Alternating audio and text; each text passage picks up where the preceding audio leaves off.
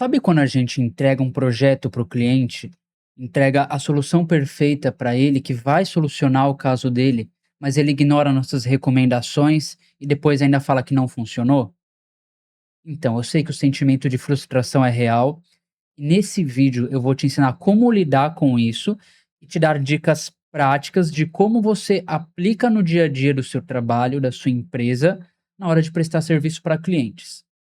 E aqui eu também vou te explicar a diferença do profissional sério e daquele que tenta ser o salvador do cliente. Por isso, que esse vídeo a gente vai falar sobre não tentar salvar o nosso cliente, mas sim prestar um serviço de qualidade e se portar como um profissional sério. Você está aqui na Use Escola de Negócios, tá? Onde nós tratamos da tradição empresarial com uma excelência moderna, trazendo tanto questões práticas quanto questões teóricas e de reflexão para o empresário, para quem está nesse mundo do empresariado, no mundo corporativo. Então, aqui nesse vídeo, vai ser como se fosse uma aula, porque é assim que eu gosto de gravar. Nós vamos tratar do porquê você não deve salvar o seu cliente e, consequentemente, como isso vai valorizar o seu serviço. Primeiro, a gente tem que entender que nós temos aqui um problema muito grande que afeta a maioria dos profissionais, e já me afetou por muito tempo, de vez em quando ainda afeta, que é um exercício diário que a gente tem que fazer para não voltar para esse erro. Que é o quê? É a síndrome do salvador. Profissionais, muitas vezes técnicos, acabam cometendo o erro de querer assumir responsabilidades que não são nossas, de tentar abraçar o mundo, de trazer o problema do cliente para nós, como se fosse um problema nosso. Mas não é. A gente tem que entender que nós temos que solucionar o problema do cliente, trazer a solução para ele. Mas nem sempre, dependendo muito do tipo de serviço que a gente presta, nem sempre a, a gente que vai ser unicamente responsável pelo resultado. Depende também do cliente. Depende também da pessoa seguir aquilo. Então nós temos que separar, primeira coisa, separar o que é uma responsabilidade profissional minha e o que é problema meu. Eu tenho uma responsabilidade profissional de cuidar daquele caso, de tratar daquele cliente. No meu caso, como sou advogado corporativo, de cuidar dos problemas daquela empresa, fazer a gestão de risco, fazer o planejamento, estruturação, proteção patrimonial da empresa, do sócio e tudo mais. Mas não depende só de mim. Vai depender também do meu cliente. Então, eu começo a separar o que é minha responsabilidade profissional do que é problema meu. O problema não é meu, o problema é do cliente. Agora, eu tenho a minha responsabilidade profissional de fazer meu trabalho correto. É aqui que a gente começa a separar da síndrome do Salvador, o que é problema, o que é responsabilidade profissional e problema do cliente. E aqui nós temos que quebrar um mito, que é o seguinte: mais esforço não é a mesma coisa que mais reconhecimento, e também mais entrega não é necessariamente a mesma coisa que valor percebido. São coisas diferentes. Podem estar relacionadas? Sim, mas uma coisa não implica na outra. Não é porque eu me esforço mais que o cliente necessariamente vai me reconhecer mais. E também não é porque eu entrego mais que o cliente vai me valorizar mais necessariamente. Tem uma relação entre essas coisas? Sim, obviamente que tem.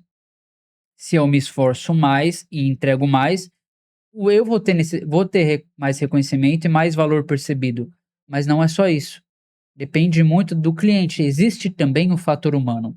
Tem pessoas que vão testar, clientes que vão testar o nosso limite, até como se fosse uma criança mimada tentando testar o limite dos pais. Sabe aquela criança que xinga, que é mal educada, que bate, que não valoriza, e o pai só fica passando a mão na cabeça?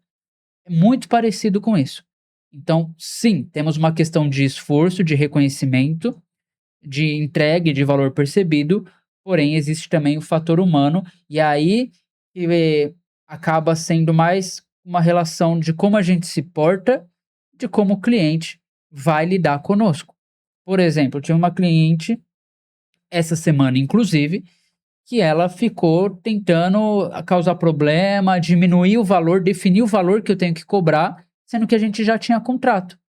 E ela estava: "Não, porque isso, porque aquilo", caçando problema, caçando coisa, porque o outro que eu indiquei isso, aquilo, e a gente simplesmente: "Olha, o que aconteceu foi isso, nosso valor que a gente sempre passou foi isso, nosso contrato diz isso, e é assim que vai ser. Se não quer, tudo bem, a gente encerra por aqui, ficamos à disposição, mas pode procurar outro". Depois que nós falamos isso, qual foi o comportamento dela? "Ah, não, tá bom, tudo bem, vamos continuar". Às vezes está na questão do posicionamento e tem muito fator humano também. Sim, a gente tem que se esforçar, sim, nós temos que entregar resultado, mas o reconhecimento e o valor percebido nem sempre depende da gente. Então nós fazemos a nossa parte, mas tem que entender também, tirar um pouco o peso das nossas costas e querer se culpar de achar que foi culpa nossa, porque quando nós estamos dentro dessa síndrome do salvador, acontece muito também de a gente se culpar e achar que o problema foi conosco e nem sempre é, tá? E se a gente fica nessa síndrome do salvador, existe um custo invisível, que é mais estresse, horas não pagas, porque quando você tenta lidar com esse tipo de cliente, ele tá te exigindo o tempo todo e acaba perdendo o respeito por você. E aí isso acaba gerando o quê? Mais estresse. E é um ciclo que vai se acumulando e não para, só vai tornando cada vez mais difícil, cada vez mais impossível da gente conseguir trabalhar com aquele cliente. E é por isso que a gente tem que impor, limites para como o cliente trata a gente. Porque tem muita gente, isso na sociedade, que ela não tem a noção de respeito, ou não quer ter, ou não tá nem aí, ou ela só pensa nela. E acontece que ela fica testando o limite das outras pessoas, faz o que ela quer, age da forma que ela quer, e a maioria das pessoas reage a isso como? De vez falar: "Olha, isso não está legal. Olha, tem um limite aqui". A maioria das pessoas aceita, tenta levar numa boa, tenta rebolar e evita a comunicação direta. Mas o que acontece? Quando você leva isso pra uma comunicação direta, a pessoa, opa, ela muda o comportamento, porque ela não tá acostumada com pessoas sendo diretas com ela e botando limite na atitude dela. E é aqui que a gente começa a mudar. E agora eu quero te explicar, pra gente já fechar essa síndrome do Salvador e agora começar a ir pra um outro tópico, que é a diferença da responsabilidade e entrega, tá? Por exemplo, eu peguei aqui um médico, no caso de médico, para fazer uma analogia. O médico, ele vai receitar o remédio e o paciente vai decidir se vai tomar ou não. Se o paciente não tomar, ele não melhora. Mas a culpa é do médico ou é do paciente? Obviamente, a culpa é do paciente que não seguiu as recomendações do médico.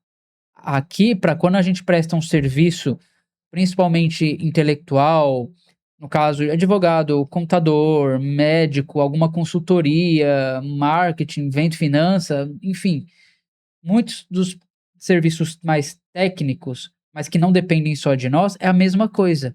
É aqui que a gente começa a tratar, principalmente a gente trata no direito, como atividade meio e a atividade fim. São coisas diferentes. A atividade meio é um caminho para a gente chegar a um resultado, e a atividade fim é literalmente atingir o resultado. Por exemplo, vamos supor aqui a atividade de um advogado dentro de um processo. Depende só dele o resultado? Não. Resultado positivo, sim, tem muito fator que depende dele, de forma que ele atua, tudo, tem. Mas depende também de como o juiz vai entender a situação, depende também dos argumentos da outra parte, depende também das provas. Passando para um lado de um consultor financeiro, de um contador, vai depender da organização financeira da empresa, da organização financeira do cliente, do das informações que o cliente passa. Muitas profissões, assim, a gente trabalha principalmente com informações. Se a gente não tem informações suficientes, ou falta informações, ou informações são falhas, são contraditórias, nosso trabalho não vai sair, não vai ter um resultado bom, porque a gente trabalha com dados, com informações. Por exemplo, um psicólogo, se a pessoa não está aberta ao tratamento, não está querendo fazer, querendo melhorar, não está contando tudo, está evitando ali, é resistente a tudo aquilo, o resultado não vai ser tão positivo assim, como se a pessoa estivesse comprometida. Já a atividade fim é algo muito óbvio. Por exemplo, é um pedreiro. Ah, tem um canador, tem que arrumar um vazamento. O vazamento foi arrumado ou não? Está vazando ou não está vazando? Ah, não está vazando. Então ele arrumou, ele cumpriu. Ah, é o cara fazer uma instalação elétrica. Tá funcionando? Tá dando curto? Não tá? Cumpriu ou não cumpriu? Entende a diferença entre uma atividade fim e uma atividade meio? A atividade fim depende única e exclusivamente de um profissional. A atividade meio é um profissional que traz o caminho, mas que depende também de fatores externos. E é aqui onde principalmente entra essa síndrome do Salvador. Até na atividade fim, às vezes, por exemplo, pode ser que você seja um arquiteto e fala assim para o cliente: olha, a nossa configuração aqui do ambiente vai ficar melhor assim para o seu objetivo. O cliente insiste: não, não, quero que faça de outro jeito, quero que faça de outro jeito, quero que faça de outro jeito. Você fala: minha recomendação é essa, você me pediu isso, eu entreguei isso. Para eu entregar aquilo, o resultado que você deseja no seu ambiente, a recomendação é essa, porque se fizer de outro jeito, que você está insistindo, não vai ser bom. Aí o cliente insiste, faz, os pedreiros fazem, constroem, por mais que seja numa atividade fim, ali, faz do jeito que a pessoa queria. Ah, não gostei porque o ambiente tá escuro, não tá legal. A nossa recomendação foi uma, você quis seguir a outra. Foi de acordo com o que você quis, entendeu? Então, ainda assim, até em atividades fim, existe um pouco dessa questão do cliente querer do jeito dele. E aí, a depender do caso, vai do profissional aceitar seguir isso ou não. Só para a gente explorar um pouco mais aqui essa questão da atividade meio, que ela é onde mais surge essa questão do cliente não seguir as nossas recomendações. Para a gente entender isso aqui, a sua obrigação, quando a gente fala de atividade meio, ela significa que é a técnica, é o prazo, é fazer conforme as melhores técnicas, conforme as legislações, conforme o melhor estudo, né, é a gente aplicar o melhor conhecimento possível nosso para atingir aquele resultado. Mas a obrigação do cliente é realmente implementar, é a tomar a decisão de seguir com aquilo, de aplicar aquilo, fornecer informações corretas, seguir as nossas orientações, e tudo isso aqui vai afetar o resultado. E é aqui que a gente tem que parar de tornar isso culpa nossa. Se eu fiz o meu trabalho, a minha parte corretamente e não deu certo, por que não deu certo? Foi por uma questão alheia a mim e ao cliente? Foi por uma questão inerente ao cliente, porque ele não seguiu? Ou foi uma questão minha? Ah, se foi uma questão minha, então a responsabilidade é minha. Mas se eu fiz tudo possível, honestamente, ativamente, para cumprir com a minha obrigação de e-mail, então eu fiz a minha parte. Quem não fez foi o cliente, ou pode ter acontecido um caso de natureza maior, caso fortuito, enfim, coisas além do nosso controle. Mas se eu cumprir com a minha obrigação de e-mail, a minha responsabilidade está feita. A minha entrega foi feita, mas o resultado não depende só de mim. E agora nós vamos tratar dos passos práticos para lidar com esse tipo de coisa. Primeira coisa, primeiro passo: alinhamento de expectativa logo na primeira reunião. Temos que ser honestos com o cliente. Sim, ainda temos que aplicar técnicas de venda, tudo, mas a gente tem que começar a trazer para a nossa cultura que a gente não deve ficar prometendo aquilo que a gente não tem controle. Então, tem muitos profissionais que prometem mil maravilhas. E aí também não é o certo. O certo é: olha, o seu caso, a gente vai trabalhar assim, assim, assado, a gente vai fazer isso, isso, isso. O risco é aquilo outro, mas se a gente seguir isso aqui, vai dar certo, ou tem chance muito maior de dar certo. E aí você pode usar até de técnicas para passar a informação de um jeito melhor para o cliente. Por exemplo, falar o negativo primeiro e o positivo depois. Do tipo assim: olha, seu problema aqui, do seu caso, tem os problemas Y, Z, pode acontecer isso, isso, aquilo. Porém, se a gente aplicar essa técnica, a gente tem grande chance de conseguir A, B e C. Entendeu? A lógica é diferente. De vez você falar, por exemplo: Olha, não, a gente pode conseguir isso, isso e isso, olha aqui como é bom. Porém, tem esses problemas aqui.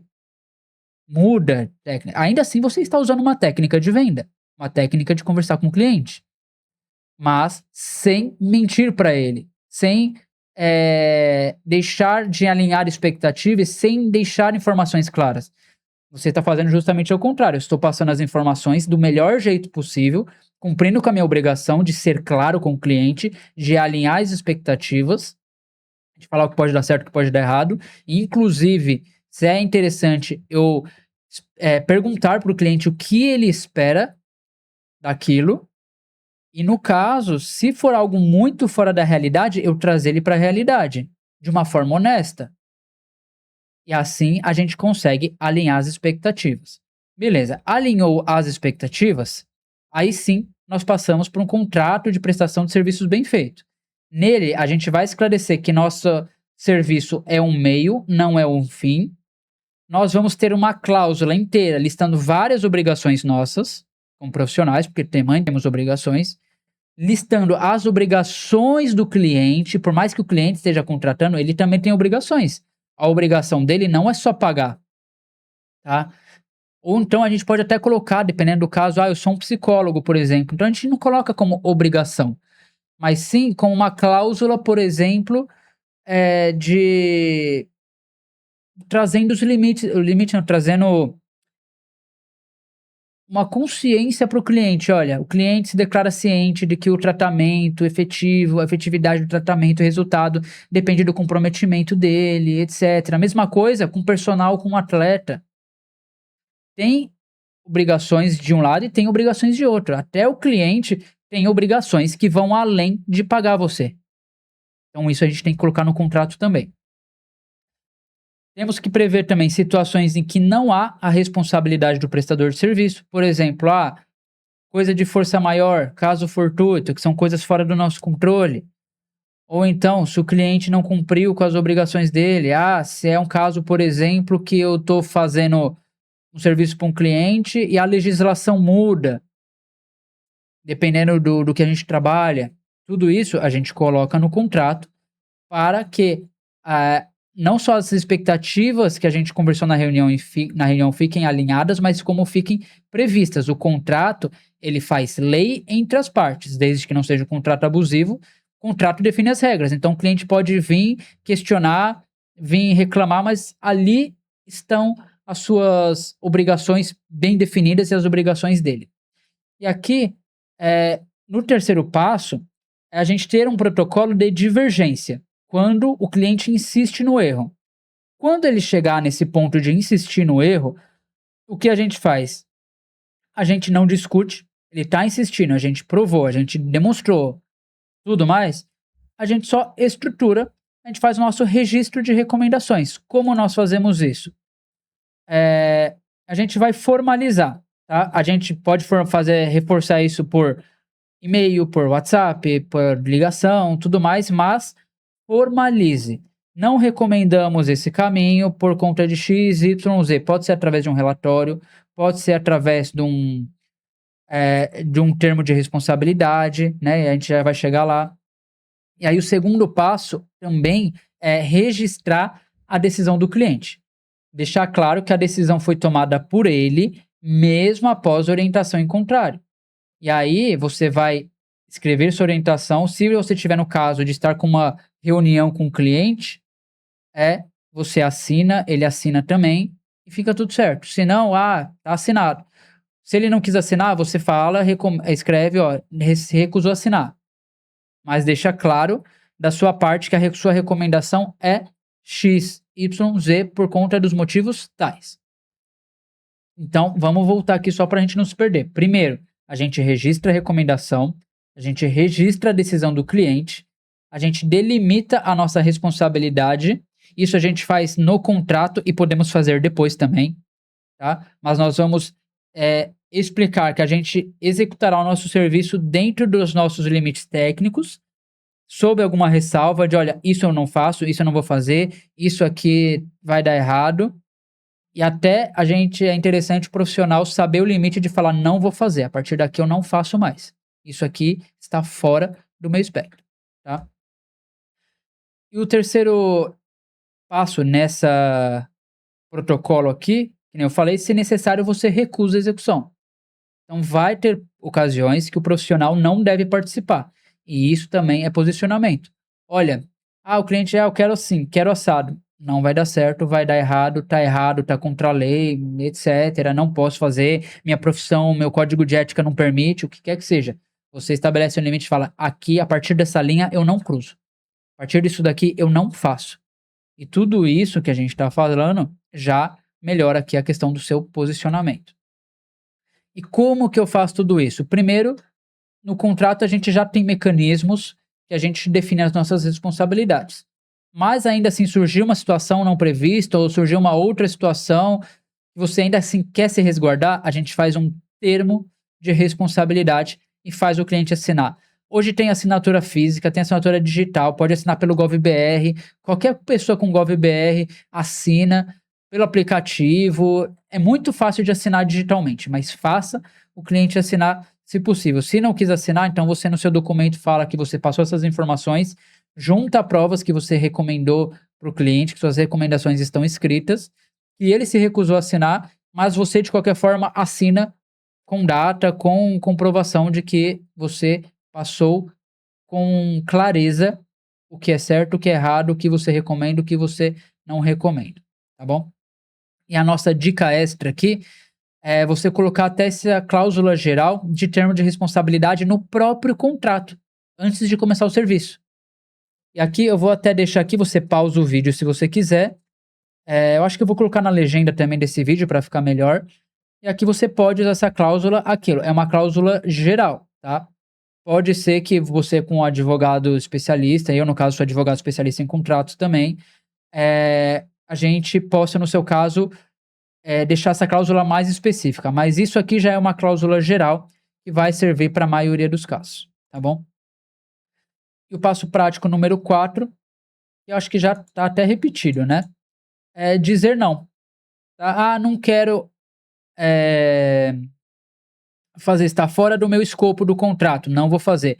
Desvirtuo o serviço, não vou fazer. Vai trazer responsabilidades para mim que estão fora do meu limite. Então, são responsabilidades que não foram contratadas ou são coisas muito erradas. Não vou fazer. Aprenda a dizer não para o seu cliente, tá?